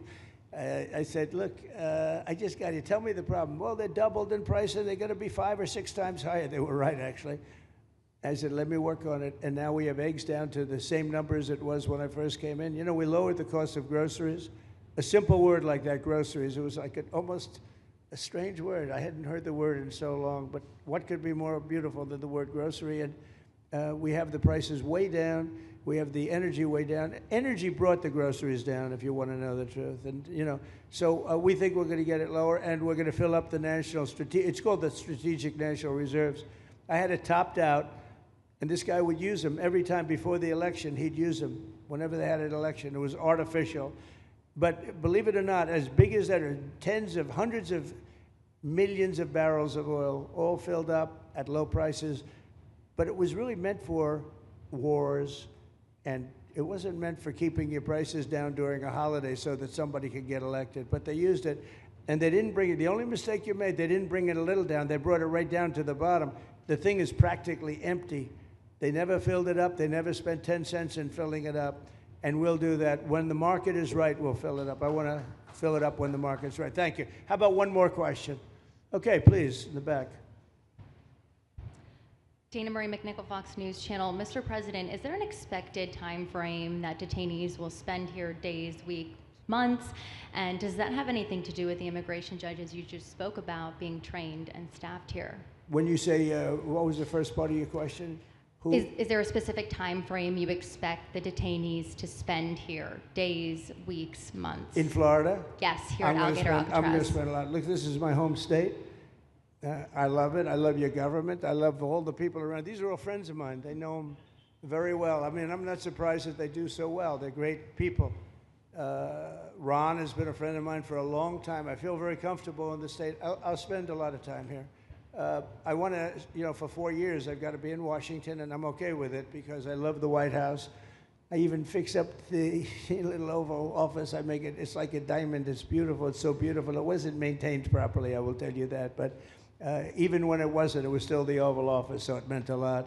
But I'll spend as much time as I can here. You know, my vacation is generally here because it's convenient. I live in Palm Beach. It's my home. And I have a very nice little place, nice little cottage to stay at, right? But we have a lot of fun, and I'm a big contributor to Florida, you know, pay a lot of tax. And a lot of people move from New York, and I don't know what New York is going to do. A lot of people moved to Florida from New York, and it was for a lot of reasons, but one of them was taxes. The taxes are so high in New York, they're leaving. I don't know what New York's going to do about that, because some of the biggest wealthiest people and some of the people that pay the most taxes of any people anywhere in the world, for that matter, they're moving to Florida and other places. So we're going to have to help some of these states out, I think. But thank you very much. I'll be here as much as I can. Very nice question. With that, I'd like to just end by saying I want to thank Ron and James and all of the people that have done such a great job, all of your staff. Really fantastic work. And it really started with site selection. You can do a great job, but if you have the wrong site in real estate, you have the wrong site, you're dead. And this was a great site selection, despite what you may read in the environmental press. Good job. And this was an honor for Christy and myself and Steve and all of our people to be here. And I also appreciate the media. They've treated us very fairly. Over the last few weeks, I've been treated very nicely. And it's so unusual. I'm not used to it, but we've gotten great accolades. Brian, I want to thank you for calling out, because I was waiting here because I knew the vote was taking place and I'm answering questions, right? So I want to thank you very much and say hello to our friend. And I will see a lot of you. Thank you very much. We're going to make America great again. Thank you very much.